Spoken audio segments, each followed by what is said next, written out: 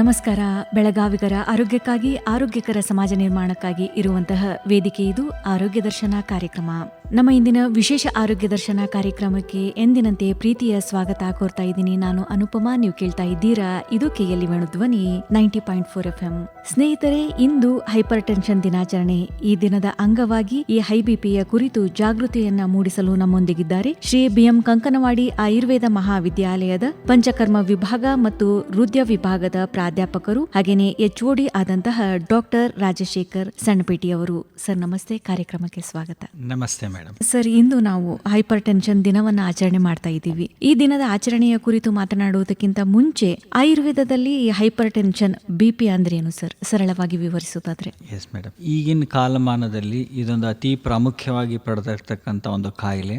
ಆಯುರ್ವೇದದಲ್ಲಿ ಸ್ಪೆಸಿಫಿಕಲಿ ಅಧಿಕ ರಕ್ತದೊತ್ತಡ ಅಥವಾ ಹೈ ಬ್ಲಡ್ ಪ್ರೆಷರ್ನ ಉಲ್ಲೇಖ ಇರೋದಿಲ್ಲ. ಯಾಕಂದರೆ ಈ ಕಾಯಿಲೆನ ನಾವು ಒಂದು ಇನ್ಸ್ಟ್ರೂಮೆಂಟ್ ಮುಖಾಂತರ ಅಂದರೆ ಸ್ಪಿಗ್ಮೋ ಮ್ಯಾನೋಮೀಟರ್ ಮುಖಾಂತರ ಡಯಾಗ್ನೋಸ್ ಮಾಡ್ತಕ್ಕಂಥ ಕಾಯಿಲೆಗಳು. ನಮ್ಮ ಆಯುರ್ವೇದದಲ್ಲಿ ಬರ್ತಕ್ಕಂಥ ಎಲ್ಲ ಕಾಯಿಲೆಗಳು ಲಾಕ್ಷಣಿಕವಾಗಿ ನಾವು ಡಯಾಗ್ನೋಸ್ ಮಾಡಿರ್ತಕ್ಕಂಥದ್ದು. ಸೊ ಇದು ರೀಸೆಂಟ್ಲಿ ಎವಾಲ್ವ್ಡ್ ಆಗಿರ್ತಕ್ಕಂಥ ಕಾಯಿಲೆ. ಸೊ ಆದರೂ ನಾವು ಕೆಲವೊಂದು ಪರಿಗಣನೆ ತಗೊಂಡ್ರೆ ಇದನ್ನು ನಾವು ಧಮನಿ ಪ್ರತಿಚಯ ಅಥವಾ ಉದ್ದ ರಕ್ತಚಾಪ ಅಂತ ನಾವು ಆಯುರ್ವೇದದಲ್ಲಿ ಕರೀಬಹುದು. ಸರ್, ಇಂದು ಈ ಒಂದು ವಿಶ್ವ ಹೈಪರ್ ಟೆನ್ಷನ್ ದಿನಾಚರಣೆಯನ್ನು ಆಚರಣೆ ಮಾಡಲಾಗ್ತಾ ಇದೆ. ಹಾಗಿದ್ರೆ ಇದರ ಮುಖ್ಯ ಉದ್ದೇಶ ಏನು ಸರ್? ಇದರದ ಮುಖ್ಯ ಉದ್ದೇಶ ಅಂದರೆ ಜನರಲ್ಲಿ ಈ ಅಧಿಕ ರಕ್ತದೊತ್ತಡ ಅಥವಾ ಹೈಪರ್ ಟೆನ್ಷನ್ ಬಗ್ಗೆ ಅರಿವು ಮೂಡಿಸೋದು. ಯಾಕೆ ಇದರದ್ದು ಅರಿವು ಮೂಡಿಸ್ತಕ್ಕಂಥ ಉದ್ದೇಶ ಇದೆ ಅಂದರೆ, ಬಹುಮುಖ್ಯ ಜನರಿಗೆ ಅಂದರೆ ಆಲ್ಮೋಸ್ಟ್ ಯಾವುದೇ ಪೇಷಂಟ್ಗೆ ತನಗೆ ಅಧಿಕ ರಕ್ತದೊತ್ತಡ ಇದೆ ಅಂತ ಯಾರಿಗೂ ಗೊತ್ತಾಗೋದಿಲ್ಲ. ಇದು ಎಸಿಂಪ್ಟಮ್ಯಾಟಿಕ್ ಡಿಸೀಸ್ ಅಂತ ನಾವು ಕರಿತೀವಿ. ಸೊ ಹೀಗಾಗಿ ಎಷ್ಟೊಂದು ಜನರು ಅರಿವಿಗೆ ಬರದೇ ಇರೋ ಥರ ಪ್ರೀಮ್ಯಾಚೂರ್ ಡೆತ್ಸ್ ಆಗ್ತಾ ಇದೆ ಅಥವಾ ಗಂಭೀರ ಕಾಯಿಲೆಗಳು ಅದು ಮಾಡಿಕೊಡುತ್ತೆ. ಸೊ ಅದಕ್ಕೆ ಜನರಲ್ಲಿ ಇದ್ರ ಬಗ್ಗೆ ಅರಿವು ಮೂಡಿಸೋದ್ರಿಂದ ಅವ್ರದ್ದು ಕ್ವಾಲಿಟಿ ಆಫ್ ಲೈಫು ಮತ್ತು ಎಕ್ಸ್ಪೆಕ್ಟೆನ್ಸಿ ಆಫ್ ಲೈಫ್ ಎರಡನ್ನೂ ನಾವು ಇಂಪ್ರೂವ್ ಮಾಡ್ಬೋದು. ಅದರ ಸಲುವಾಗಿ ಪ್ರತಿ ಮೇ 17ರಂದು ವರ್ಲ್ಡ್ ಹೈಪರ್ ಟೆನ್ಷನ್ ಡೇ ಅಂತ ಪ್ರಾರಂಭ ಆಗಿದೆ. ಸರ್, ಈಗ ಸಾಮಾನ್ಯ BP ಎಷ್ಟಿರಬೇಕು ಸರ್? ಯಾವ ಮಟ್ಟದಲ್ಲಿದ್ರೆ ಅದು ಅಪಾಯಕಾರಿ ಅಂತ? ಹೈ ಬ್ಲಡ್ ಪ್ರೆಷರ್ ಅಥವಾ ನಾರ್ಮಲ್ ಬ್ಲಡ್ ಪ್ರೆಷರ್ ಯೂಶ್ವಲಿ ಅಡಲ್ಟ್ಹುಡ್ಡಲ್ಲಿ ಹೇಳೋದಾದರೆ from the age of 16 to 60 age of ಇಯರ್ಸಲ್ಲಿ between 140 less than 140 and less than 90 ಅಂತ ಹೇಳ್ತೀವಿ ಮೇಡಮ್. ಸೊ ಇದರಲ್ಲಿ ಎರಡರ ಥರ ಬ್ಲಡ್ ಪ್ರೆಷರ್ ಇರುತ್ತೆ. ಒಂದು ಸಿಸ್ಟೋಲಿಕ್ ಬ್ಲಡ್ ಪ್ರೆಷರ್, ಇನ್ನೊಂದು ಡಯಾಸ್ಟೋಲಿಕ್. ಸಿಸ್ಟೋಲಿಕ್ ಅಂದರೆ ಅಪ್ಪರ್ ಲಿಮಿಟ್ ಅಂತ ಹೇಳ್ತೀವಿ, ಡಯಾಸ್ಟೋಲಿಕ್ ಅಂದರೆ ಲೋವರ್ ಲಿಮಿಟ್ ಅಂತ ಹೇಳ್ತೀವಿ. ಸೊ ಇದು ಸಿಸ್ಟೋಲಿಕ್ ಬ್ಲಡ್ ಪ್ರೆಷರ್ ಅನ್ನೋದೇನಿದೆ ಇದು 100 to 140 ರೇಂಜಲ್ಲಿ ಇರಬೇಕು. ಡಯಾಸ್ಟೋಲಿಕ್ ಬ್ಲಡ್ ಪ್ರೆಷರು 60 to 90 ರೇಂಜಲ್ಲಿ ಇರಬೇಕು. ಎಲ್ಲರಲ್ಲೂ ಒಂದೇ ಥರ ಬ್ಲಡ್ ಪ್ರೆಷರ್ ಇರಲಿಕ್ಕೆ ಸಾಧ್ಯನೇ ಇಲ್ಲ. But any range between 100 to 140 systolic pressure and 60 to 90 diastolic blood pressure, ಇದನ್ನು ನಾವು ಸಹಜ ರಕ್ತದೊತ್ತಡ ಅಂತ ಕರೀಬಹುದು. ಯಾವ ರಕ್ತದೊತ್ತಡ 140-90 ಮೇಲ್ಗಡೆ ಬರುತ್ತೋ ಅದನ್ನು ನಾವು ಹೈ ಬ್ಲಡ್ ಪ್ರೆಷರ್ ಅಥವಾ ಹೈಪರ್ ಟೆನ್ಷನ್ ಅಂತ ನಾವು ಕರಿತೀವಿ. ಸೊ ಒಂದ್ಸಲ ಅದು ಹೈಪರ್ ಟೆನ್ಷನ್ ಅಂತ ನಾವು ಟರ್ಮ್ ಮಾಡಿದ್ರೆ ಅದಕ್ಕೆ ಅಗತ್ಯವಾಗಿರ್ತಕ್ಕಂಥ ಸಲಹೆಗಳನ್ನು ಅಥವಾ ಚಿಕಿತ್ಸೆಗಳನ್ನು ಪಡ್ಕೋಬೇಕಾಗತ್ತೆ. ಸರ್, ಈ ಒಂದು ಹೈ BPಯ ಸಾಮಾನ್ಯ ಲಕ್ಷಣಗಳು ಯಾವ ರೀತಿ ಇರುತ್ತೆ ಅಂತ? ಆ್ಯಕ್ಚುಲಿ ಮೇಡಮ್, ಈ ಅಧಿಕ ರಕ್ತದೊತ್ತಡ ಅಥವಾ ಹೈ BP ಅನ್ನೋದು ಲಕ್ಷಣನೇ ತೋರಿಸೋದಿಲ್ಲ. In most of the patients ಅಂತ ಹೇಳ್ತೀವಿ, may be around 80 to 90% of the ಪೇಷಂಟ್ಸಲ್ಲಿ ಜನರಿಗೆ ಗೊತ್ತೇ ಆಗೋದಿಲ್ಲ ನಮಗೆ BP ಇದೆ ಅಂತೇಳಿ. ಯಾಕೆಂದರೆ ಅದು ಲಕ್ಷಣನೇ ತೋರಿಸೋದಿಲ್ಲ. ಸೊ ಸಾಮಾನ್ಯವಾಗಿ ನಾವು ಯಾವುದೋ ಕಾರಣಾಂತರಗಳಿಂದ ಡಾಕ್ಟರ್ ಹತ್ರ ಹೋದಾಗ ಅವ್ರು as a part of routine ಎಕ್ಸಾಮಿನೇಷನ್ನಲ್ಲಿ ಬ್ಲಡ್ ಪ್ರೆಷರ್ನ ಚೆಕ್ ಮಾಡಿದಾಗನೇ ಇದ್ರ ಡಯಾಗ್ನೋಸಿಸ್ ಆಗೋದು. ಸೊ ಆದರೂ ಕೆಲವೊಂದು ಲಕ್ಷಣಗಳನ್ನು ವಿವರಣೆ ಕೊಡಲಾಗಿದೆ. ಫಾರ್ ಎಕ್ಸಾಂಪಲ್, ತಲೆನೋವು ಅಂತ ಹೇಳ್ತೀವಿ, ನಾನ್ specific headaches, especially early morning ಅಂದರೆ ಬೆಳಗ್ಗೆ ಎದ್ದ ತಕ್ಷಣ ಬರ್ತಕ್ಕಂಥದ್ದು, ಅಥವಾ ಸ್ವಲ್ಪ ತಲೆ ತಿರುಗ್ದಂಗೆ ಆಗೋದು ಅಥವಾ ತಲೆ ಸುತ್ತಿದಂಗೆ ಆಗೋದು, ಅಥವಾ ಬಳಲಿಕೆ ಅಥವಾ ಸ್ವಲ್ಪ ಕೆಲಸ ಮಾಡಿದ್ರು ಸುಸ್ತು ಆಯಾಸ ಆದಂಗೆ ಆಗೋದು. ಈ ರೀತಿ ಕೆಲವೊಂದು ಲಕ್ಷಣಗಳನ್ನೋದು ತೋರಿಸ್ಬಹುದು. ಇದು ಟೆಂಟೇಟಿವ್ ಅಂತ ಹೇಳ್ತೀವಿ. ಇವು ಸ್ಪೆಸಿಫಿಕ್ ಇರಲೇಬೇಕು ಅಂತ ನಿಯಮ ಇಲ್ಲ, ಬಟ್ ಕೆಲವೊಬ್ಬರಲ್ಲಿ ಈ ರೀತಿ ಲಕ್ಷಣಗಳು ಕಾಣಿಸೋ ಸಾಧ್ಯತೆ ಇರುತ್ತೆ. ಇಂಥ ಲಕ್ಷಣಗಳು ಬಂದಾಗ ವೈದ್ಯರನ್ನ ಕಾಣೋದು ಉತ್ತಮ. ಸರ್, ಈಗ ಈ BPಯನ್ನ ಮೌನ ಹಂತಕ, ಸೈಲೆಂಟ್ ಕಿಲ್ಲರ್ ಅಂತ ಕರೀತಾರೆ. ಯಾಕಾಗಿ ಸರ್? ಮೇಡಮ್, ಯಾಕಂದ್ರೆ ಸ್ಟ್ಯಾಟಿಸ್ಟಿಕ್ಸ್ ತೆಗೆದು ನೋಡಿದ್ರೆ hypertension can cause premature death ಅಂತ ಹೇಳ್ತೀವಿ ಮೇಡಮ್. ಇದು ಯಾಕೆ ಈ ರೀತಿ ಜನರನ್ನ ಬಲಿ ತಗೊಳ್ತದೆ ಅಂತಂದ್ರೆ, ಅದು ಡಯಾಗ್ನೋಸ್ ಆಗೋ ವೇಳೆಯಲ್ಲಿ ಬ್ಲಡ್ ಪ್ರೆಷರ್ ಸಮ್ಟೈಮ್ಸ್ 200/100 200/110 ಹೋಗಿರುತ್ತೆ. ಸೊ ಈ ಟೈಮಲ್ಲಿ ಅದು ಮೆದುಳನ್ನಾದ್ರೂ ಹಾನಿ ಮಾಡತ್ತೆ, ಅಥವಾ ಹೃದಯನಾದ್ರೂ ಹಾನಿ ಮಾಡತ್ತೆ, ಅಥವಾ ಕಿಡ್ನಿಯನ್ನಾದ್ರೂ ಹಾನಿ ಮಾಡತ್ತೆ. ಸೊ ಹೀಗಾಗಿ ಅದು ಹಾನಿ ಆದ್ಮೇಲೆ ಗೊತ್ತಾಗುತ್ತೆ ಇವನಿಗೆ ಬ್ಲಡ್ ಪ್ರೆಷರ್ ಇತ್ತು ಅಂತ ಹೇಳಿ. ಅದು ಯಾಕಾಗತ್ತೆ ಅಂದರೆ ಲಕ್ಷಣಗಳನ್ನದು ತೋರಿಸೋದಿಲ್ಲ. ಅದಕ್ಕೇನೆ ಬ್ಲಡ್ ಪ್ರೆಷರನ್ನು ನಾವು ಆ್ಯಕ್ಚುಲಿ ಸೈಲೆಂಟ್ ಕಿಲ್ಲರ್ ಅಂತ ಅಥವಾ ಮೌನ ಹಾನಿಕಾರಕ ಅಂತ ಹೇಳಿ ನಾವು ಕರಿತೀವಿ. ಅದಕ್ಕೇನೆ ತಜ್ಞ ವೈದ್ಯರನ್ನು 40 ವರ್ಷ ಆದಮೇಲೆ ಒಕೇಶ್ನಲಿ ಎನಿ ರೀಸನ್ ಇದೆ ರುಟೀನ್ ಎವ್ಯಾಲ್ಯುವೇಷನ್ ಮಾಡ್ಕೊಳ್ಳೋದು ಒಳ್ಳೆಯದು. ಅಂದರೆ ಇವಾಗ ತಾವು ರುಟೀನಾಗಿ ಡಾಕ್ಟರ್ ಹತ್ರ ತೋರಿಸ್ಬೇಕು ಅಂದರೆ ಎಷ್ಟು ದಿನಗಳಿಗೊಮ್ಮೆ ತೋರಿಸ್ಬೇಕು ಅಂತ ಸರ್? ಮೇಡಮ್, ಇದು actually especially 40 age of years ಆದಮೇಲೆ, ಬಿಕಾಸ್ ಇದು 40 ಏಜ್ಗಿಂತ ಮೊದಲು ಬರೋದು ಸಾಧ್ಯತೆ ಕಡಿಮೆ ಅಂತ ಹೇಳ್ತೀವಿ. ಬಟ್ ಈಗಿನ ಜನ್ರೇಷನಲ್ಲಿ ಏಜ್ ಲಿಮಿಟನ್ನು ನಾವು ಹೇಳಲಿಕ್ಕೆ ಆಗ್ತಾ ಇಲ್ಲ. Once in 6 months is recommended between the age of 40 to 50 years and beyond 50 years once in 3 months. For example, if they are border line, for example ಈಗ 140-90 ಸಮೀಪ ಬರ್ತಾ ಇದ್ದಾರೆ ಅಂತಂದ್ರೆ ಅಂಥವರಲ್ಲಿ ಒನ್ಸ್ ಇನ್ 3 months ಅಂತ ಹೇಳ್ತೀವಿ. ಪ್ರತಿ 3 ತಿಂಗಳಿಗೊಂದ್ಸಲ ಎವ್ಯಾಲ್ಯುವೇಷನ್, ಅದರ್ವೈಸ್ 6 ತಿಂಗಳಿಗೊಂದ್ಸಲ BP ಚೆಕ್ ಮಾಡ್ಕೊಳ್ತಾ ಇರೋದು ಒಳ್ಳೆಯದು. ಸರ್, ಇತ್ತೀಚಿನ ದಿನಗಳಲ್ಲಿ ಈ ಒಂದು ಹೈ BP ಹೆಚ್ಚಾಗೋದಕ್ಕೆ ಮುಖ್ಯ ಕಾರಣಗಳು ಏನೆಲ್ಲ ಇರ್ಬೋದು ಅಂತ ಸರ್? ನಾವು ಲಿಟ್ರೇಚರನ್ನು ನೋಡಿದರೆ ಇದನ್ನು ನಾವು ಇಡಿಯೋಪ್ಯಾಥಿಕ್ ಅಥವಾ ಪ್ರೈಮರಿ ಹೈಪರ್ ಟೆನ್ಷನ್ ಅಂತ ಕರಿತೀವಿ. ಯಾಕಂತಂದರೆ ಇದಕ್ಕೆ ನಿಖರವಾದ ಇದೇ ಕಾರಣ ಅಂತ ಹೇಳಿಕ್ಕೆ ಬರೋದಿಲ್ಲ. ಇದರಿಂದನೇ BP ಬರುತ್ತೆ ಅಂತ ಪ್ರೆಡಿಕ್ಟ್ ಮಾಡೋಕ್ಕೆ ಆಗೋದಿಲ್ಲ. ಆದರೂ ಕೆಲವೊಂದು ರಿಸ್ಕ್ ಫ್ಯಾಕ್ಟರ್ಸ್ ಅಂತ ಕೆಲವೊಂದನ್ನು ಹೇಳಿದ್ದಾರೆ. ಫಾರ್ ಎಕ್ಸಾಂಪಲ್, ಅಧಿಕ ಲವಣ ಸೇವನೆ ಅಂದರೆ ಎಕ್ಸೆಸಿವ್ ಸಾಲ್ಟ್ ಇಂಟೇಕ್. ಅಂದರೆ ಪ್ರತಿಯೊಬ್ಬರಿಗೂ ಒಂದು ದಿನಕ್ಕೆ 5-6 ಗ್ರಾಮ್ ತಗೋಬಹುದು ರೆಕಮೆಂಡೆಡ್ ಡೋಸ್. ಯಾರು ಇದಕ್ಕಿಂತ ಜಾಸ್ತಿ ಉಪಯೋಗಿಸ್ತಾರೆ, ಅದು ಈಗ ಚಿಪ್ಸಲ್ಲಿ ಅಡಿಷ್ನಲ್ ಸಾಲ್ಟ್ ಇರುತ್ತೆ, ಜಂಕ್ ಫುಡ್ಸಲ್ಲಿ ಅಡಿಷ್ನಲ್ ಸಾಲ್ಟ್ಸ್ ಇರುತ್ತೆ, ಈವನ್ ಉಪ್ಪಿನಕಾಯಿ ಆಗ್ಬೋದು, ಹಪ್ಪಳ ಆಗ್ಬೋದು, ಸುಮಾರು ನಾವು ರೊಟೀನಲ್ಲಿ. ಸೊ ಇವೆಲ್ಲ ಅಡಿಷ್ನಲ್ ಸಾಲ್ಟ್ಸ್. ಇದನ್ನು ನಾವು over the dose, more than the recommended dose ತಗೊಳ್ಳೋದ್ರಿಂದ ಬರೋ ಸಾಧ್ಯತೆ ಇರುತ್ತೆ. ಎರಡನೇದು ಸೆಡೆಂಟ್ರಿ ಲೈಫ್ ಸ್ಟೈಲ್ ಅಂತ ಹೇಳ್ತೀವಿ. ಅಂದರೆ ಶಾರೀರಿಕ ಶ್ರಮನೇ ಇಲ್ಲದೆ ಇರೋದು. ಅಂದರೆ ಫಿಸಿಕಲ್ ಆ್ಯಕ್ಟಿವಿಟಿ ಮಾಡೋದಿಲ್ಲ, ಎಕ್ಸಸೈಸ್ ಮಾಡೋದಿಲ್ಲ, ವಾಕಿಂಗ್ ಮಾಡೋದಿಲ್ಲ. ಸೊ ಈ ರೀತಿನೂ ಒಂದು ಕಾರಣ ಇದೆ. ಮೂರನೇ ಕಾರಣ ಚೇಂಜ್ಡ್ ಲೈಫ್ ಸ್ಟೈಲ್ ಅಂತ ಹೇಳ್ತೀವಿ. ಅಂದರೆ ಆಹಾರ ಕ್ರಮ ಸರಿ ಇಲ್ಲದೆ ಇರೋದು, ಶಾರೀರಿಕ ವ್ಯಾಯಾಮ ಇಲ್ಲದೆ ಇರೋದು, ಒಬೆಸಿಟಿ ಇರೋದು. ಸೊ ಈ ರೀತಿ ಕಾರಣನೂ ಇರುತ್ತೆ. ದೆನ್ ಸ್ಮೋಕಿಂಗ್, ಆಲ್ಕೋಹಾಲ್, ಇವು ಕೂಡ ಕಾರಣಗಳು ಇರುತ್ತೆ. ಲಾಸ್ಟ್ಲಿ ಜೆನೆಟಿಕ್ ಅಂತ ಒಂದು ವರ್ಡ್ ಹೇಳ್ತೀವಿ. ಅಂದರೆ ವಂಶ ಪಾರಂಪರ್ಯನೂ ಬರೋ ಸಾಧ್ಯತೆ ಇರುತ್ತೆ. ಬರಲೇಬೇಕಂತ ನಿಯಮ ಇಲ್ಲ, ಬಟ್ ಸಾಧ್ಯತೆ ಇರುತ್ತೆ. ಸೊ ಈ ಕಾರಣಗಳಿಂದ ರಕ್ತದೊತ್ತಡ ಬರಬಹುದು ಅಂತ ನಾವು ಹೇಳ್ತೀವಿ. ಮತ್ತು most important in the existing generation, stress, mental stress, this is playing a strong role. ಬಹಳ ಪ್ರಮುಖವಾಗಿರ್ತಕ್ಕಂಥ ಒಂದು ಕಾರಣ ಸ್ಟ್ರೆಸ್. ಸೊ ಈ ಎಸ್ಪೆಷಲಿ ಇನ್ ಅಡಲ್ಟ್ ಜನರೇಷನ್ ಇದು ಅತಿ ಕಾರಣ ಅಂತ ಹೇಳ್ಬೋದು. ಸರ್, ಈಗ ಮಾನಸಿಕ ಒತ್ತಡ ಕೂಡ ರಕ್ತದೊತ್ತಡದ ಮೇಲೆ ಪರಿಣಾಮವನ್ನು ಬೀರುತ್ತೆ ಅಂತ ತಾವು ತಿಳಿಸಿದ್ರಿ. ಅದರ ಬಗ್ಗೆ ತಿಳಿದುಕೊಳ್ಳೋಣ ಸರ್. ಅದಕ್ಕಿಂತ ಮುಂಚೆ ಒಂದು ಸಣ್ಣ ವಿರಾಮ. समझे आपकी हर हेल्थ प्रॉब्लम्स की बात, वर्ल्ड क्लास ट्रीटमेंट हर दिन और रात, केएलई का हाथ आपके साथ, आपके साथ.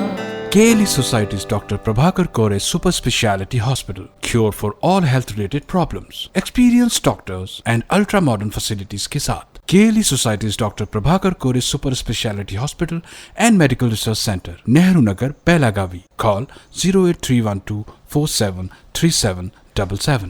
KLE ಕನಸು ನನಸದ ವೇಣು ಧ್ವನಿ, ವೇಣು ಧ್ವನಿ.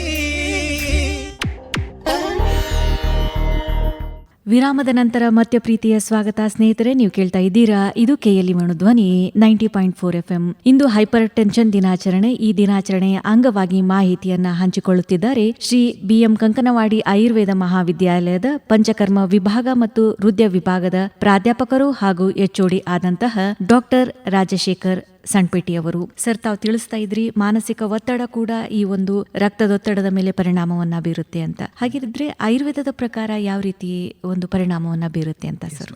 ಆ್ಯಕ್ಚುಲಿ ಮೇಡಮ್, ಅಧಿಕ ರಕ್ತದೊತ್ತಡದಲ್ಲಿ ರಕ್ತನಾಳ ಅಂತ ಏನು ಹೇಳ್ತೀವಲ್ಲ, ಇದು ಸ್ಟ್ರೆಸ್ಸಲ್ಲಿ ಕಿರಿದಾಗ್ತಾ ಹೋಗುತ್ತೆ ಬಿಕಾಸ್ ಆಫ್ ಹಾರ್ಮೋನಲ್ ಡಿಸ್ಟರ್ಬೆನ್ಸ್. ಇದನ್ನು ನಾವು ವ್ಯಾಸೋ ಕನ್ಸ್ಟ್ರಿಕ್ಷನ್ ಅಂತ ಹೇಳ್ತೀವಿ. ಈ ವ್ಯಾಸೋ ಕನ್ಸ್ಟ್ರಿಕ್ಷನ್ ಆಗೋದ್ರಿಂದ ಏನಾಗುತ್ತೆ, ಅದು ವ್ಯಾಸ್ಕ್ಯುಲರ್ ರೆಸಿಸ್ಟೆನ್ಸ್ ಅಂದರೆ ರಕ್ತ ಹರಿಲಿಕ್ಕೆ ಅದು ರೆಸಿಸ್ಟೆನ್ಸ್ ತೋರಿಸುತ್ತೆ. ಸೊ ಇದರಿಂದ ಏನಾಗುತ್ತೆ, ರಕ್ತದೊತ್ತಡ ಜಾಸ್ತಿ ಆಗತ್ತೆ ಅಂತ ಹೇಳ್ತೀವಿ. ಇದರಲ್ಲಿ ಸುಮಾರು ರಿಸರ್ಚಸ್ ಆಗಿದ್ದಾವೆ. ಯಾರಲ್ಲಿ 2 ಗ್ರೂಪ್ ಮಾಡಿದ್ದಾರೆ. ಒಂದು ಯಾರಿಗೆ ಸ್ಟ್ರೆಸ್ ಇದೆ ಅದನ್ನೊಂದು ಗ್ರೂಪ್ ಮಾಡಿದ್ದಾರೆ, ಇನ್ನೊಂದರಲ್ಲಿ ಯಾರಲ್ಲಿ ಸ್ಟ್ರೆಸ್ ಇಲ್ಲ ಅದೊಂದು ಗ್ರೂಪ್ ಮಾಡಿದ್ದಾರೆ. ಸೊ ಈ ಸ್ಟ್ರೆಸ್ಡ್ ಗ್ರೂಪಲ್ಲಿ ಏನು ಕಂಡು ಬಂತು ಅಂತಂದರೆ, ಆ ರಕ್ತನಾಳಗಳ ಅಧ್ಯಯನ ಮಾಡಿದ್ರು ಅವರು.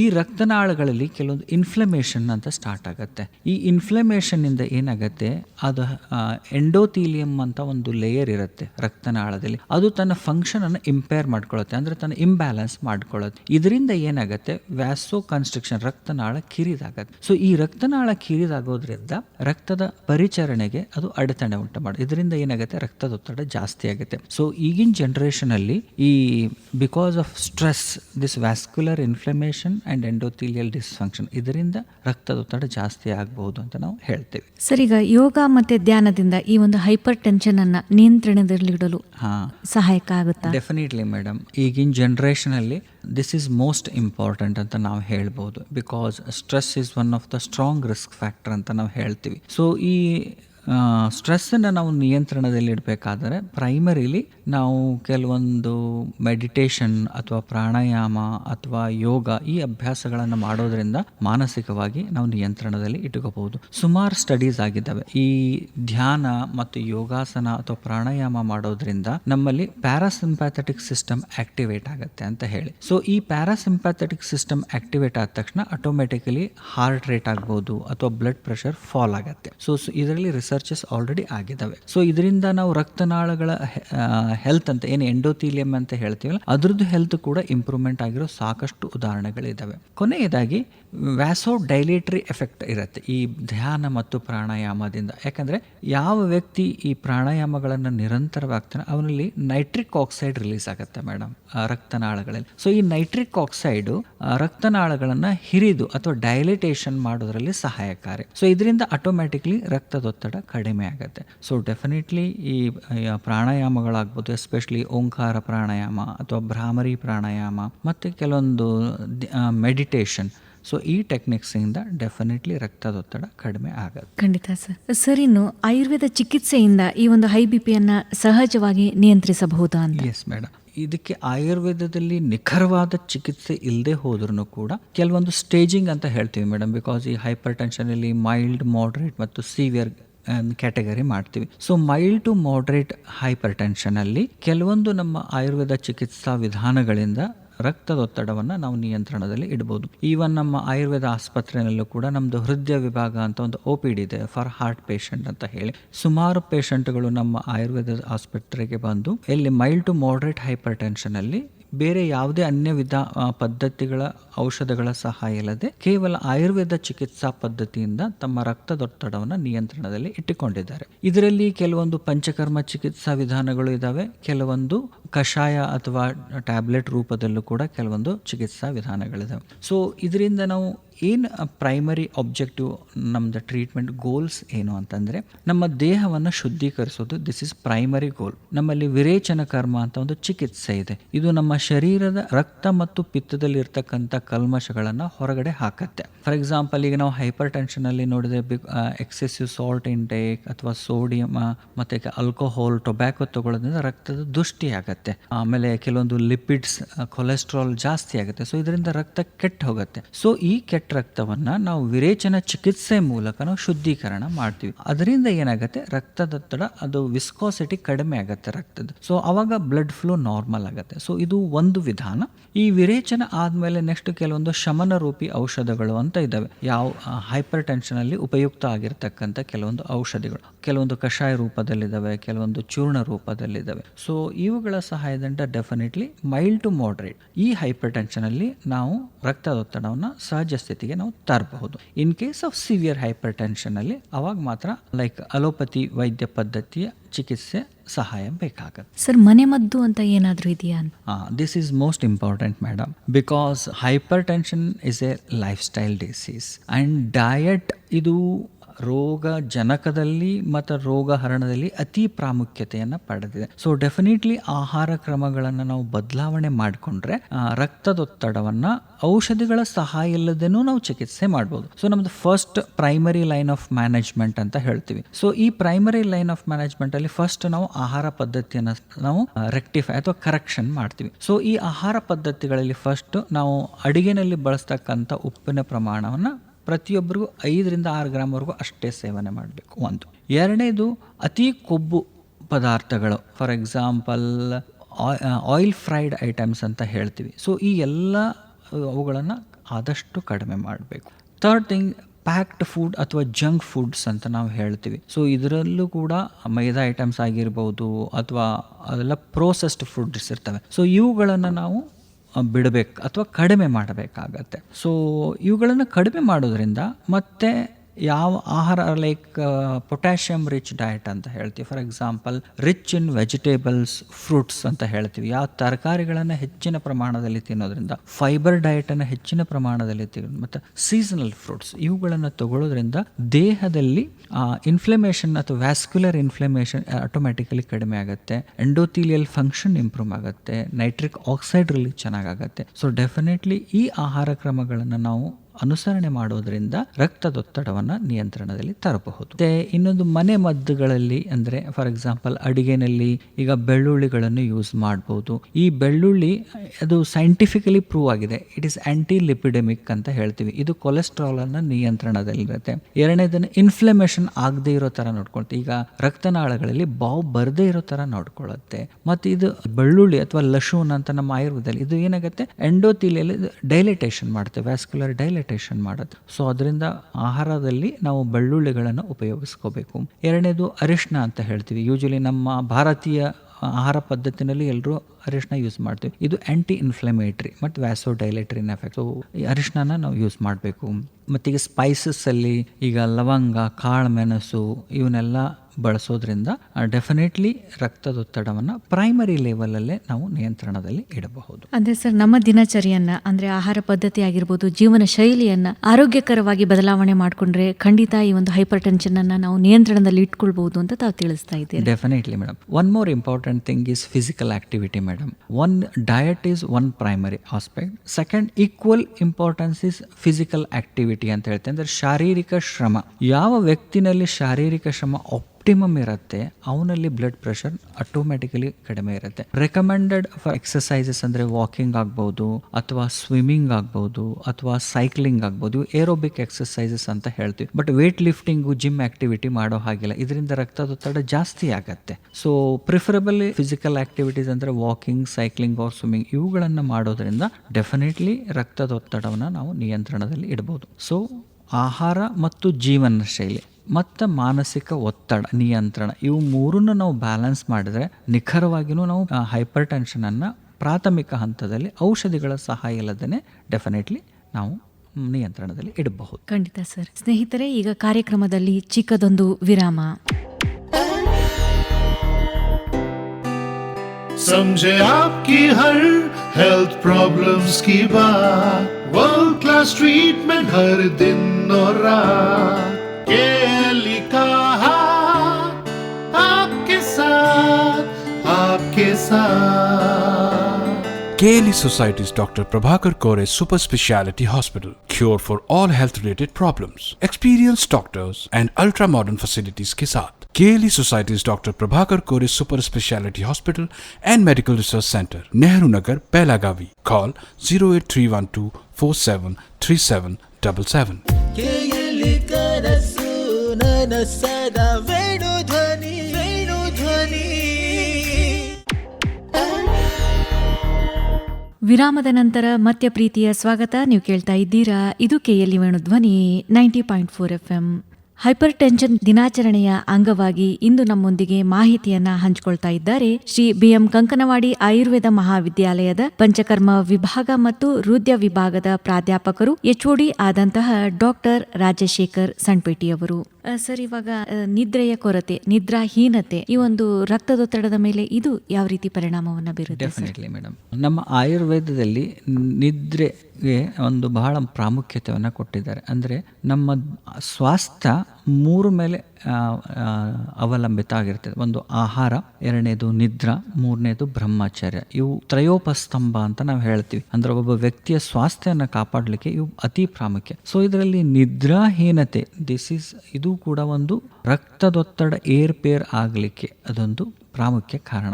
ಯಾಕೆ ಅಂತಂದ್ರೆ ನಾವು ಬೆಳಗ್ಗೆಯಿಂದ ಸಾಯಂಕಾಲದಲ್ಲಿ ನಮ್ಮ ದೇಹದಲ್ಲಿ ಸಿಂಪ್ಯಾಥೆಟಿಕ್ ಸಿಸ್ಟಮ್ ಆಕ್ಟಿವೇಟ್ ಇರುತ್ತೆ. ಆಕ್ಟಿವ್ ಇದ್ದಾಗ ನಾವು ನಿದ್ರೆಯಲ್ಲಿದ್ದಾಗ ಏನಾಗುತ್ತೆ, ನಮ್ಮ ದೇಹ ರೆಸ್ಟಿಗೆ ಹೋಗುತ್ತೆ. ಅವಾಗ ಪ್ಯಾರಾಸಿಂಪ್ಯಾಥೆಟಿಕ್ ಸಿಸ್ಟಮ್ ಅಂತ ಹೇಳಿ ಅದು ಆಕ್ಟಿವೇಟ್ ಇರುತ್ತೆ. ಇದು ಥ್ರೂಔಟ್ ದ ನೈಟ್ ಇದು ಆಕ್ಟಿವೇಟ್ ಇದ್ರೆ ಪ್ರತಿಯೊಂದು ದೇಹದ ಪ್ರತಿಯೊಂದು ಅಂಗ ಅವಯವಗಳು ರೆಸ್ಟ್ ಅಲ್ಲಿ ಇರುತ್ತೆ. ಫಾರ್ ಎಕ್ಸಾಂಪಲ್, ನಾವು ಈಗ ಬಿಕಾಸ್ ಆಫ್ ಟೀ ಹ್ಯಾಬಿಟ್ ಇರ್ಬೋದು, ಸ್ಟ್ರೆಸ್ ಇರ್ಬೋದು, ಆಲ್ಕೋಹಾಲ್ ಇರ್ಬೋದು, ಇದರಿಂದ ನಿದ್ರೆ ವಿಪರೀತ ಆಯಿತು ಅಥವಾ ನಿದ್ರಾಹೀನತೆ ಆಯಿತು ಅಂತಂದ್ರೆ ಏನಾಗುತ್ತೆ, ದೇಹ ರೆಸ್ಟಿಗೆ ಹೋಗೋದಿಲ್ಲ. ಸೊ ಆಟೋಮೆಟಿಕಲಿ ಏನಾಗುತ್ತೆ, ನೈಟಲ್ಲೂ ಕೂಡ ಸಿಂಪ್ಯಾಥೆಟಿಕ್ ಸಿಸ್ಟಮ್ ಆಕ್ಟಿವೇಟ್ ಆಗುತ್ತೆ. ಅಂದ್ರೆ ಹಾರ್ಟಿಗೆ ನಾವು ರೆಸ್ಟನ್ನೇ ಕೊಡೋದಿಲ್ಲ. ಸೊ ನಾವು ಬರ್ಡನ್ ಮಾಡ್ತಾ ಹೋಗ್ತಾ ಇದ್ದೀವಿ. ಇದ್ರ ಬರ್ಡನ್ ಆಗೋದ್ರಿಂದ ಏನಾಗುತ್ತೆ, ನ್ಯಾಚುರಲಿ ರಕ್ತದೊತ್ತಡದಲ್ಲಿ ಏರುಪೇರು ಆಗತ್ತೆ. ಸೊ ಅದಕ್ಕೆ ಈಗ ನೀವು ಮಾಡರ್ನ್ ವೈದ್ಯಕೀಯ ಪದ್ಧತಿನಲ್ಲಿ ಹೋದರೆ ಫಸ್ಟ್ ಅವರು ಮೆಡಿಸಿನ್ ಕೊಡೋದು ನಿದ್ರೆ ಬರಲಿಕ್ಕೆ. ಫಸ್ಟ್ ಆಂಗ್ಸಿಟಿ ಅಂತ ಒಂದು ಮೆಡಿಸಿನ್ ಇದೆ, ಫಸ್ಟ್ ಲೈನ್ ಆಫ್ ಟ್ರೀಟ್ಮೆಂಟ್ ಅದೇ. ಫಸ್ಟ್ ನಿದ್ರೆ ಚೆನ್ನಾಗಾದ್ರೆ ಆಟೋಮೆಟಿಕಲಿ ಬ್ಲಡ್ ಪ್ರೆಷರ್ ಕಡಿಮೆ ಆಗುತ್ತೆ. ಸೊ ಅದಕ್ಕೆ ಈ ನಿದ್ರೆಗೆ ಬಹಳ ಇಂಪಾರ್ಟೆನ್ಸ್ ಕೊಡಬೇಕಾಗತ್ತೆ.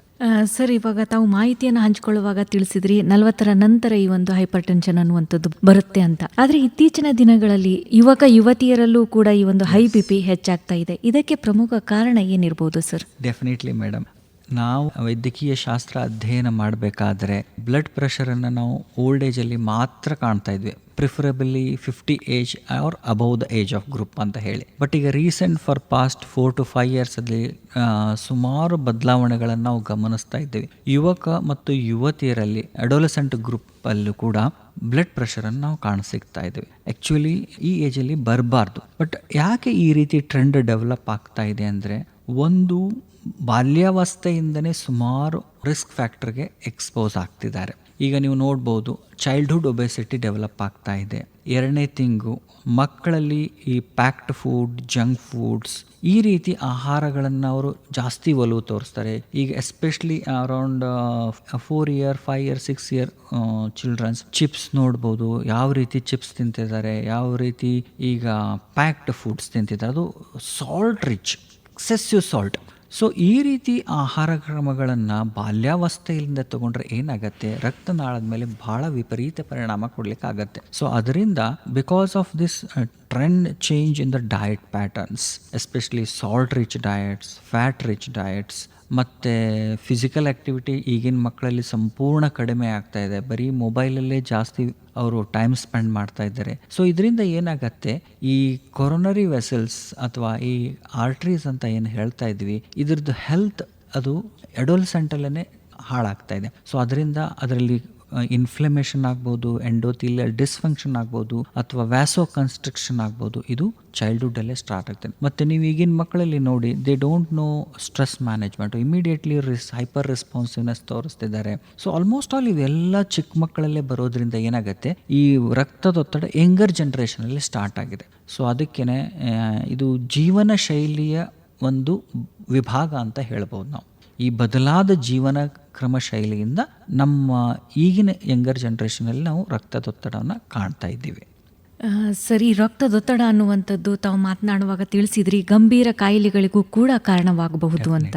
ಸರ್, ಈಗ ಗಂಭೀರ ಆರೋಗ್ಯ ಸಮಸ್ಯೆಗಳು, ಯಾವ ರೀತಿಯ ಸಮಸ್ಯೆಗಳು ಉಂಟಾಗಬಹುದು ಅಂತ? ಡೆಫಿನೆಟ್ಲಿ ಮೇಡಮ್, ಏನಾಗುತ್ತೆ, ಈ ಬ್ಲಡ್ ಪ್ರೆಷರ್ ಅಥವಾ ಅಧಿಕ ರಕ್ತದೊತ್ತಡನ ಯಾರು ಬೇಗನೆ ಇದನ್ನ ಕಂಡುಕೊಂಡು ಚಿಕಿತ್ಸೆಯನ್ನು ಪಡಿತಾರೋ ಅವರಲ್ಲಿ ಯಾವುದೇ ರೀತಿ ಸಮಸ್ಯೆಗಳು ಆಗೋದಿಲ್ಲ. ಯಾಕಂದ್ರೆ early diagnosis and early treatment can prevent the complication ಅಂತ ನಾವು ಹೇಳ್ತೀವಿ. ಬಟ್ ಇದು ಡಯಾಗ್ನೋಸಿಸ್ ಆಗೋದೇ late most of the circumstances ಅಲ್ಲಿ. ಯಾಕಂದ್ರೆ ಇದು ಎಸಿಂಪ್ಟಮ್ಯಾಟಿಕ್ ಇರೋದ್ರಿಂದ ಜನರಿಗೆ ಗೊತ್ತೇ ಆಗೋದಿಲ್ಲ. ಅವರು ಸುಮ್ಮನೆ ಜ್ವರ ಅಥವಾ ಏನೋ ಕಾಯಿಲೆ ಬಂದಿದೆ ಅಂತ ಹೇಳಿ ಡಾಕ್ಟರ್ನಲ್ಲಿ ಹೋದಾಗ ಇದು ಡಯಾಗ್ನೋಸ್ ಆಗ್ತಕ್ಕಂಥದ್ದು. ಸೊ ಈ ರೀತಿ ಲೇಟ್ ಡಯಾಗ್ನೋಸಿಸ್ ಮತ್ತು ಲೇಟ್ ಟ್ರೀಟ್ಮೆಂಟ್. ಮತ್ತು ಕೆಲವೊಬ್ರಿಗೆ ಏನಿದೆ, ಈಗಿನ ಕೆಲವೊಂದು ಜನ್ರೇಷನ್ಗೆ ನಾನು ಒಂದ್ಸಲ BP ಔಷಧಿ ಚಾಲೂ ಮಾಡಿದ್ರೆ ಲೈಫ್ ಟೈಮ್ ಮೆಡಿಸಿನ್ಸ್, ಮಾಡರ್ನಲ್ಲಿ ಲೈಫ್ ಟೈಮ್ ಮೆಡಿಸಿನ್ಸ್. ಸೊ ಇದನ್ನು ತಗೋಬೇಕಾಗತ್ತೆ. ಹೆದರಿಕೆಯಿಂದನೂ ಎಷ್ಟೋ ಕೊಂಡು ಜನ ಔಷಧಿಗಳನ್ನು ತಗೊಳ್ಳೋದಿಲ್ಲ. ಅವ್ರು ಏನು ಮಾಡ್ತಾರೆ, ಏನೋ ಒಂದು ಉಪಾಯಗಳನ್ನು ತಮಗೆ ತಿಳಿದಿದ್ದು, ಅದು ವೈದ್ಯಕೀಯ ಸಲಹೆ ಇಲ್ಲದೇ ತಮಗೆ ತಿಳಿದಿದ್ದೇ ಮಾಡ್ತಾರೆ, ಇಲ್ಲ ಮೆಡಿಸಿನ್ ಇರ್ರೆಗ್ಯುಲರ್ ತಗೊಳ್ತಾರೆ. ಸೊ ಇಂಥ ಜನರಲ್ಲಿ ಕಾಲಾನಂತರವಾಗಿ ಗಂಭೀರ ಸಮಸ್ಯೆಗಳು ಆಗತ್ತೆ. So uncontrolled blood pressure for long time ಏನಾಗತ್ತೆ, ಒಂದು ಮೆದುಳಿನ ಮೇಲೆ ಪರಿಣಾಮ ಬೀರುತ್ತೆ ಅಥವಾ ಹೃದಯದ ಮೇಲೆ ಪರಿಣಾಮ ಬೀರುತ್ತೆ, ಇನ್ನೊಂದು ಕಿಡ್ನಿ ಮೇಲೆ. ಏನಾಗತ್ತೆ, ಬ್ಲಡ್ ಪ್ರೆಷರ್ ಕಂಟ್ರೋಲ್ ಆಗೋದ್ರಿಂದ ಮೆದುಳಿನಲ್ಲಿ ರಕ್ತಸ್ರಾವ ಆಗತ್ತೆ. ಸೊ ರಕ್ತಸ್ರಾವ ಆಯ್ತಂತಂದರೆ ಪಕ್ಷಾಘಾತ ಅಥವಾ ಸ್ಟ್ರೋಕ್ ಅಥವಾ ಪ್ಯಾರಲೈಸಿಸ್ ಅಂತ ಏನು ಹೇಳ್ತೀರಿ, ಆ ರೀತಿ ಕಾಯಿಲೆಗಳು ಬರ್ಬೋದು. ಮತ್ತು ಇದು ಬ್ಲಡ್ ಪ್ರೆಷರ್ ಜಾಸ್ತಿ ಆಗೋದ್ರಿಂದ ಏನಾಗುತ್ತೆ, ರಕ್ತನಾಳ ಕಿರಿದಾಗಿ ಹೃದಯಕ್ಕೆ ಹೋಗಬೇಕಾಗಿದ್ದ ರಕ್ತ ಹೋಗೋದಿಲ್ಲ. ಇದರಿಂದ ಏನಾಗುತ್ತೆ, ಕೊರೊನರಿ ಆರ್ಟರಿ ಡಿಸೀಸ್ ಅಥವಾ ಇಸ್ಕಿಮಿಕ್ ಹಾರ್ಟ್ ಡಿಸೀಸ್ ಅಂತ ಹೇಳ್ತೀವಿ, ಅಥವಾ ಹಾರ್ಟ್ ಅಟ್ಯಾಕ್ ಅಂತ ನೀವೇನು ಕರಿತೀವಿ, ಈ ರೀತಿ ಕಾಯಿಲೆಗಳನ್ನು ಅದು ಉತ್ಪನ್ನ ಮಾಡುತ್ತೆ. ಸೊ ಎಷ್ಟೊಂದು ಪೇಷಂಟಲ್ಲಿ ಹಾರ್ಟ್ ಅಟ್ಯಾಕ್ ಆದಮೇಲೆ ಗೊತ್ತಾಗುತ್ತೆ ಬ್ಲಡ್ ಪ್ರೆಷರ್ ಇದೆ ಅಂತ ಹೇಳಿ. ಆವಾಗ hypertension is the risk factor for heart attack. ಇದು ಗೊತ್ತಾಗೋದಿಲ್ಲ, ಯಾಕಂದರೆ ಅವನಿಗೆ ಅದು ಎವ್ಯಾಲ್ಯುಯೇಷನ್ ಮಾಡಿರೋದಿಲ್ಲ. ಸೊ ಈ ರೀತಿ ಸಡನ್ ಕಾಂಪ್ಲಿಕೇಶನ್ ಆಗಿ ಅದು ಲೈಫ್ ಥ್ರೆಟನಿಂಗೂ ಆಗ್ಬೋದು. ಮೈಲ್ಡ್ ಹಾರ್ಟ್ ಅಟ್ಯಾಕ್ ಇದ್ದರೆ ಬದುಕಿಗೊಳಿತಾನೆ, ಸಿವಿಯರ್ ಆಗಿಬಿಟ್ಟ ಅಂದರೆ ಡೆತ್ನೂ ಆಗೋ ಸಾಧ್ಯತೆ ಇರುತ್ತೆ. ಅದೇ ರೀತಿ ಕಿಡ್ನಿ ಡಿಸೀಸ್ ಕಿಡ್ನಿ ಫಂಕ್ಷನನ್ನೇ ಹಾಳು ಮಾಡುತ್ತೆ. ಸೊ ಈ ರೀತಿ ಇದಾದ ಮೇಲೆ ಕೆಲವೊಂದು ಕಣ್ಣಿನ ಮೇಲೂ ವಿಪರೀತ ಪರಿಣಾಮ ಆಗ್ತದೆ. ಸೊ ಕಣ್ಣಿನ ಅದು ದೃಷ್ಟಿನೂ ಕೂಡ ಮಂದಾಗುತ್ತೆ ಅಥವಾ ದೃಷ್ಟಿನೂ ಕೂಡ ಕಳ್ಕೊಬೋದು ಅಥವಾ ರಕ್ತಸ್ರಾವ ಆಗ್ಬೋದು ಕಣ್ಣಲ್ಲಿ. ಸೊ ಈ ರೀತಿ ಕಾಂಪ್ಲಿಕೇಶನ್ ಆಗುತ್ತೆ. Apart from this peripheral arterial disease ಅಂತ ಹೇಳ್ತೀವಿ, ಅಂದರೆ ಪೆರಿಫೆರಲ್ ಲಿಮ್ಸ್ ಅಥವಾ ಕಾಲು ಬೆರಳುಗಳು ಹೋಗ್ತಕ್ಕಂಥ ರಕ್ತದ ಪ್ರಮಾಣ ಕಡಿಮೆ ಆಗಿಬಿಡುತ್ತೆ. ಅದರಿಂದ ಕಾಲು ಬೆರಳುಗಳಲ್ಲಿ ಸೆನ್ಸೇಷನ್ನೇ ಇರೋದಿಲ್ಲ. ಸೊ ಆ ರೀತಿ ಕಾಯಿಲೆಗಳು ಗಂಭೀರ ಪರಿಣಾಮವಾಗಿ ಬರುತ್ತೆ. ಸೊ ಇವು probable complications of hypertension ಅಂತ ಹೇಳಿ. ಖಂಡಿತ ಸರ್. ಸರ್, ಇನ್ನು ಹಿರಿಯ ನಾಗರಿಕರು ಈ ಒಂದು ರಕ್ತದೊತ್ತಡದ ವಿಷಯದಲ್ಲಿ ಯಾವ ರೀತಿಯ ಒಂದು ಮುನ್ನೆಚ್ಚರಿಕೆಯನ್ನು ಅವರು ತೆಗೆದುಕೊಳ್ಬೇಕು ಅಂತ? ಮೇಡಮ್, ಹಿರಿಯ ನಾಯಕರು ವಿಶೇಷವಾಗಿ ಇದ್ರ ಬಗ್ಗೆ ಗಮನ ಹರಿಸಬೇಕು. ಯಾಕಂದರೆ ಇದು ಏಜ್ ರಿಲೇಟೆಡ್ ಪ್ರಾಬ್ಲಮ್. ಯಾಕೆ age related problem? Old age ಆದಾಗೆ ನಮ್ಮಲ್ಲಿ ಕೆಲವೊಂದು ಸ್ಟ್ರಕ್ಚರಲ್ ಚೇಂಜಸ್ ಆಗುತ್ತೆ. ರಕ್ತನಾಳಗಳಲ್ಲೂ ಕೂಡ ಕೆಲವೊಂದು ಬದಲಾವಣೆಗಳು ಆಗುತ್ತೆ ಸಹಜವಾಗಿ. ಸೊ ಇದು ವ್ಯಾಸೋ ಕನ್ಸ್ಟ್ರಕ್ಷನ್ ಏನಂತೀವಿ, ಇದು ಓಲ್ಡ್ ಏಜಲ್ಲಿ ಆಟೋಮೆಟಿಕ್ಲಿ ಆಗುತ್ತೆ. ಆರ್ಟ್ರಿ ಸ್ಟಿಫ್ ಆಗುತ್ತೆ. ಸೊ ಓಲ್ಡ್ ಏಜಲ್ಲಿ ಹೈಪರ್ ಟೆನ್ಷನ್ ಅನ್ನೋದು ಕಾಮನ್, ಬಟ್ ಎಲ್ಲರಲ್ಲೂ ಆಗತ್ತೆ ಅಂತ ಹೇಳೋದಿಲ್ಲ, ಬಟ್ ಆಗೋ ಸಾಧ್ಯತೆಗಳು ಜಾಸ್ತಿ ಅಂತ ನಾವು ಹೇಳ್ತೀವಿ. ಅದಕ್ಕೆ ಈಗ 60 ವರ್ಷ ಸಮೀಪ ಬರ್ತಿದ್ದಂಗೆ ಅಥವಾ 60 ವರ್ಷ ಮೇಲ್ಪಟ್ಟವರು ಅವಾಗವಾಗ ಫ್ರೀಕ್ವೆಂಟ್ಲಿ ಎವ್ಯಾಲ್ಯುವೇಷನ್ ಮಾಡಬೇಕು. ಸಮೀಪ ಇರ್ತಕ್ಕಂಥ ವೈದ್ಯರ ಬಳಿ ಹೋಗಿ ತಮ್ಮ ಬ್ಲಡ್ ಪ್ರೆಷರನ್ನು ನಿಯಮಿತವಾಗಿ ಚೆಕ್ ಮಾಡ್ತಾ ಇರಬೇಕು. ಆಮೇಲೆ ಇನ್ನೊಂದು, ಈಗಿನ ಟ್ರೆಂಡಲ್ಲಿ ಶುಗರ್ ಅಥವಾ ಡಯಾಬಿಟಿಸ್ ಕೂಡ ಸುಮಾರಾಗಿ ಇದೆ. ಸೊ ಅಂಥದ್ರಲ್ಲಿ ಏನಾಗುತ್ತೆ, ಒಂದು ಸಲ ಶುಗರ್ ಬಂದರೆ ಅದರಿಂದನೂ BP ಬರೋ ಸಾಧ್ಯತೆಗಳು ಇರ್ತವೆ. ಸೊ ಯಾವ ವ್ಯಕ್ತಿ ಮಧುಮೇಹ ಅಥವಾ ಪ್ರಮೇಹದಿಂದ ಬಳಲ್ತಾ ಇದ್ದಾರೋ ಅವರು ಕೂಡ 6 ತಿಂಗಳಿಗೊಂದ್ಸಲ ರಕ್ತದೊತ್ತಡವನ್ನು ಚೆಕ್ ಮಾಡ್ತಾ ಇರೋದು ಒಳ್ಳೆಯದು. ಸೊ ಈ ರೀತಿ ಫ್ರೀಕ್ವೆಂಟ್ ಇವ್ಯಾಲ್ಯುವೇಷನ್ ಮಾಡೋದ್ರಿಂದ ಅವ್ರದ್ದು ಕ್ವಾಲಿಟಿ ಆಫ್ ಲೈಫ್ ಅಂತ ಹೇಳ್ತೀವಿ, ಆ ಕ್ವಾಲಿಟಿ ಆಫ್ ಲೈಫ್ ಮತ್ತು ಲೈಫ್ ಎಕ್ಸ್ಪೆಕ್ಟೆನ್ಸಿ ಇದೆರಡೂ ಕೂಡ ಚೆನ್ನಾಗಾಗತ್ತೆ. ಸರ್, ಇನ್ನು ಕೊನೆಯದಾಗಿ ಈ ಒಂದು ಹೈಪರ್ ಟೆನ್ಷನ್ ದಿನದ ಅಂಗವಾಗಿ ನಮ್ಮ ಕೇಳಿ ವೇಣುಧ್ವನಿಯ ಮೂಲಕ ಕೇಳುಗರಿಗೆ ಯಾವ ಒಂದು ಸಂದೇಶವನ್ನು ಹೇಳಲಿಕ್ಕೆ ಇಷ್ಟಪಡ್ತೀರಾ? Definitely madam. ಸೊ ಈ ಹೈಪರ್ ಟೆನ್ಷನ್ ದಿನದ ಅಂಗವಾಗಿ ಈಗಿನ ಮಕ್ಕಳಾಗಿರ್ಬೋದು ಅಥವಾ ಯುವಕರಾಗಿರ್ಬೋದು, ಎಸ್ಪೆಷಲಿ ಯಾಕಂದರೆ ಇವರು ಮುಂದಿನ ನಮ್ಮ ದೇಶದ ಭವಿಷ್ಯ ಇವರು. ಸೊ ಇವರಿಗೆ ಒಂದು ಸಂದೇಶ ಕೊಡಬೇಕಂದ್ರೆ ಆಹಾರ ಕ್ರಮ ಮತ್ತು ಜೀವನ ಶೈಲಿ ಇವುಗಳನ್ನು ಅನುಸರಣೆ ಮಾಡಬೇಕು. ನಮ್ಮ ಭಾರತೀಯ ವೈದ್ಯ ಪದ್ಧತಿ ಆಗಿರ್ಬೋದು ಅಥವಾ ಆಹಾರ ಪದ್ಧತಿ ಆಗಿರ್ಬೋದು, ಇವನ್ನ ಅನುಸರಣೆ ಮಾಡಬೇಕು. ಅಂದರೆ ಹೋಮ್ ಮೇಡ್ ಫುಡ್ಸನ್ನು ಜಾಸ್ತಿ ಉಪಯೋಗಿಸಬೇಕು. ಮತ್ತು ಪ್ಯಾಕ್ಡ್ ಫುಡ್ ಅಥವಾ ಔಟ್ಸೈಡ್ ಫುಡ್ಗಳನ್ನು ಆದಷ್ಟು ಕಡಿಮೆ ಪ್ರಮಾಣದಲ್ಲಿ ತಿನ್ನಬೇಕು. ಆಮೇಲೆ ಎಸ್ಪೆಷಲಿ ಚಿಲ್ಡ್ರನ್ ಗ್ರೂಪಲ್ಲಿ ಈ ಚಿಪ್ಸು, ಕುರ್ಕುರೆ ಟೈಪ್ ಏನು ಪ್ಯಾಕ್ಡ್ ಫುಡ್ ಇದೆಯಲ್ಲ ಕಂಪ್ಲೀಟ್ಲಿ ಅವಾಯ್ಡ್ ಮಾಡಲೇಬೇಕು. Younger generation people smoking and alcohol completely quit ಮಾಡಬೇಕು. ಮತ್ತು ಮಧ್ಯಮ ವಯಸ್ಕರಲ್ಲಿ preferably vegetable rich diets, seasonal fruits, ಈ ರೀತಿ ಆಹಾರ ಶೈಲಿಗಳನ್ನು ಜಾಸ್ತಿ ಅನುಸರಣೆ ಮಾಡಬೇಕು. ಇದರೊಟ್ಟಿಗೆ ಶಾರೀರಿಕ ವ್ಯಾಯಾಮ, ಅದು ಯೋಗಾಸನಗಳಾಗ್ಬೋದು ಅಥವಾ ವಾಕಿಂಗ್ ಆಗ್ಬೋದು, ಸ್ವಿಮ್ಮಿಂಗ್ ಆಗ್ಬೋದು, ಈ ರೀತಿ ಜೀವನ ಶೈಲಿಯನ್ನು ಅನುಸರಣೆ ಮಾಡಿಕೊಂಡ್ರೆ ಮತ್ತು ಪ್ರಾಣಾಯಾಮ ಮತ್ತು ಧ್ಯಾನ ಇವುಗಳನ್ನು ಆ್ಯಸ್ ಎ ದಿನಚರ್ಯವಾಗಿ ಅನುಸರಣೆ ಮಾಡಿದರೆ ಡೆಫಿನೆಟ್ಲಿ ನಾವು ಈ ಹೈಪರ್ ಟೆನ್ಷನನ್ನು ಬರದೇ ಇರೋ ಥರನೂ ತಡೆಗಟ್ಟಬಹುದು. ಸೊ ಇದನ್ನು ಎಲ್ಲರೂ ಅನುಸರಣೆ ಮಾಡಬೇಕನ್ನೋದು ನಮ್ಮ ಆಶಯ. ಖಂಡಿತ ಸರ್. ಸರ್, ಕಾರ್ಯಕ್ರಮಕ್ಕೆ ತಮ್ಮ ಅತ್ಯಮೂಲ್ಯ ಸಮಯ ಜೊತೆಗೆ ಅತ್ಯುತ್ತಮ ಮಾಹಿತಿಯನ್ನು ನಮ್ಮೊಂದಿಗೆ ಹಂಚಿಕೊಂಡ್ರಿ. ಧನ್ಯವಾದಗಳು ಸರ್. ನಮಸ್ತೆ ಮೇಡಮ್.